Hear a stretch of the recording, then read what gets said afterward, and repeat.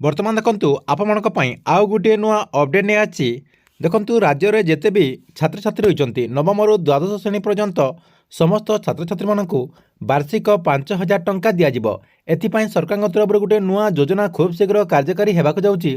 से योजना माध्यम नवम रु द्वादश श्रेणी पर्यंत समस्त छात्र छात्री मानक वर्ष को 5,000 टंका देवाई सरकार तरफ निष्पत्ति नि तेबे क्यों छात्र छात्री मैंने वर्ष को 5,000 टंका पाइपारे एवं क्यों मानक ये टंकाटी दिज्व ता सहित छात्र छात्री मैंने केबेठारु ये टंकाटी पाइपारे आपको मुझे वीडियो माध्यम पूरा डिटेल जनइबी।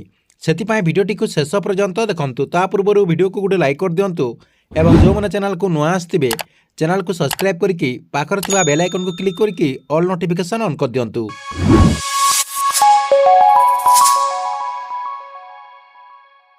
देखंतु राज्य में खूब शीघ्र गोटे नुआ योजना कार्यकारी होगा जाऊँगी। जो योजना माध्यम राज्यर जिते भी छात्र छात्री रही से जहाँकि योजना अधीन 5,000 टंका पाइपारे से जहाँकि वर्ष को 5,000 टंका यह योजना माध्यम दिज्व। यह योजनार ना हूँ शहीद माधव सिंह हाथ खर्च योजना।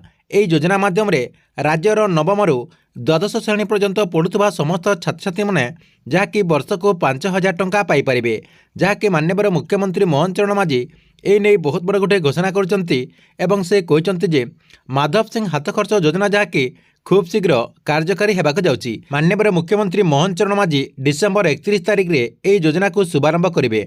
बरगढ़ जिलार घेंसटार यह योजना को शुभारंभ करने सरकार तरफ जहाँकि लक्ष्य रखा यह योजना माध्यम राज्यर जिते भी SC ST छात्र छात्री रही से जहाँकि यह योजना माध्यम 5,000 टंका पाइपारे। राज्यर ST SC छात्र छात्री को शिक्षा क्षेत्र में आगक नापी राज्य सरकार तरफ यह माधव सिंह योजना को शुभारंभ करेंगे बोली पूर्व संसदीय व्यापार मंत्री मुकेश महालिन सूचना देते। यह योजन नवम रु द्वादश श्रेणी पर्यंत समस्त छात्र छात्री मानक वार्षिक 5,000 टंका आर्थिक सहायता मिलिबा बोली से जहाँकि आगु अपडेट देते। यह योजन राज्य सरकार जहाँकि 156 कोटी टंका खर्च करेंगे एवं यह योजनार मुख्य लक्ष्य रही जो राज्य में ST SC छात्र छात्री मैंने रही से छात्र छात्री मैंने केमिति ड्रॉप आउट समस्या केमिति दूर हो पारे से जहाँकि ड्रॉप आउट जो हो जाती से समस्या को केमती सरकार तरफ रोक से योजना को कार्यकारी करा अपडेट रही।